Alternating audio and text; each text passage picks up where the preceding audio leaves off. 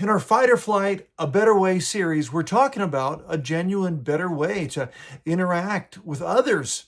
Whenever our button is pushed, whenever there's a tripped trigger and we respond negatively, defensively, punitively to others instead of graciously with kindness and patience, instead of living and loving like Jesus, we are swallowed up by flesh and we do damage to ourselves and to our relationships.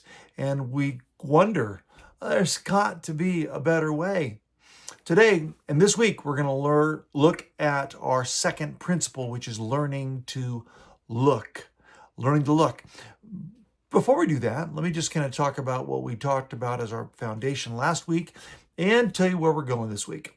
Last week, we talked about the goal of all communication being that of understanding, to be understood. None of us communicate to be misunderstood. We all want desperately for someone to get us, hear us, understand, and not just the message we're trying to get across, but the emotions that drive that message. When we are good listeners, when we learn to listen actively and empathically, we can achieve this goal. When we fail to learn those two fundamental skills, active listening skills and empathetic skills, we miss one another and we end up feeling misunderstood. If it were easy, everybody would have great, harmonious, peaceful relationships, but it ain't easy. George Bernard Shaw, the great playwright, says the single greatest problem in communication is the illusion that it has happened. Understanding that goal eludes us time and again because we fail to pursue it. Last week, we talked about three things. We talked about the goal of communication being understanding, and I said, pursue it. Pursue it. Instead of having hindsight only, we say, oh, that didn't go so well. I know what to do better now. And we end up not always doing better now. We still didn't learn from hindsight. But sometimes we get a little better because of hindsight. But ultimately, what Jesus wants us to have is foresight. He had it. He knew ahead of time that his disciples would abandon him, and he loved them still. He knew ahead of time that his disciples would fail him, and he forgave them still. He had foresight. He knew it was going to happen. You and I can be confident every relationship we have will go through challenges. Unless all your relationships are super healthy, and probably not, even your best relationships have flesh involved. Your best relationships can have bad days. And so when those things happen, have the foresight to say, I'm going to do some things different. And what I'm going to do different, what I know I need to do, is I need to have in mind the goal of communication. So I can then recognize what blocks the goal of good communication. I want to remove those things, and I can know what hits the goal of communication. I want to add those things. And so instead of not listening because I'm overworked or overcommitted or overphoned, I'm going to really pay attention.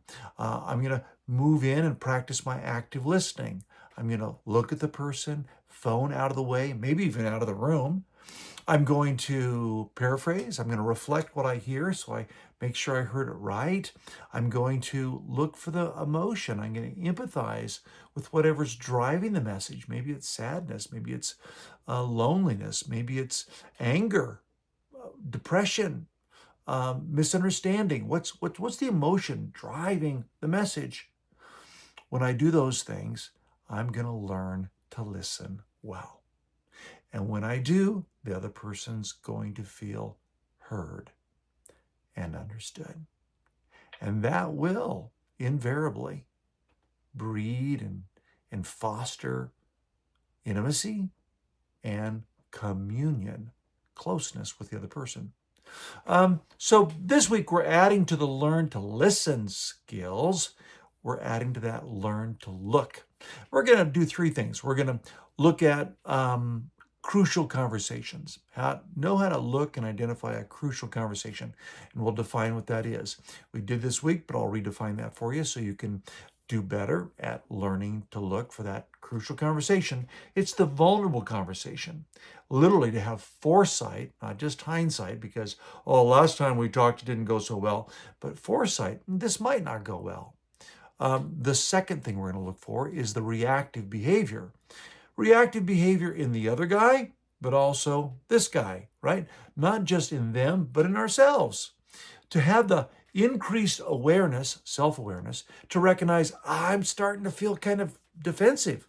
I'm starting to feel a little bit attacked. I'm starting to feel not very safe. Learning to look at our own reactivity or that of the other person so I can do something different. And the third thing is to look for the condition of my heart. What's going on inside? Am I just flooded with that tide of epinephrine or cortisol? It's getting shot into my bloodstream, and all of a sudden I feel this fight or flight urge, this hit or hide compulsion. So I'm learning to look at what's going on inside me, what's going on inside the other person, and look at my heart to say, do I really want to bite their head off? Do I really want to just stuff what I believe is true? Or do I want to do something better? Do I want to avoid the fool's choice, saying something poorly or saying nothing at all and saying something well? Learning to look. We'll be doing that this week. I'll be talking about some skills you can practice. Today, I hope that you will simply reaffirm what we talked about last week. Galvanize a little strong, more firmly, a little more resolutely that you want to practice good listening. Therefore, you will commit proactively to be a better listener, to turn your phone off or leave it in the other room, to not have selective listening or to tune someone out, but rather to tune them in with active listening and then really zero in on what's the emotion driving the message. Will you practice those skills today? Because if you do, you'll have better relationships today. It's the tool you can use in every human interaction.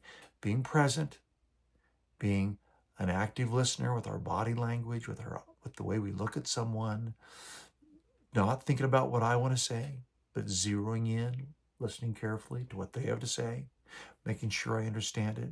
Trust God for the response. He'll give you a good response to come back if you first simply hear the other person. Lord Jesus, we ask you to help us to be quick to listen, slow to speak, and slow to become angry. I'll see you tomorrow. God bless.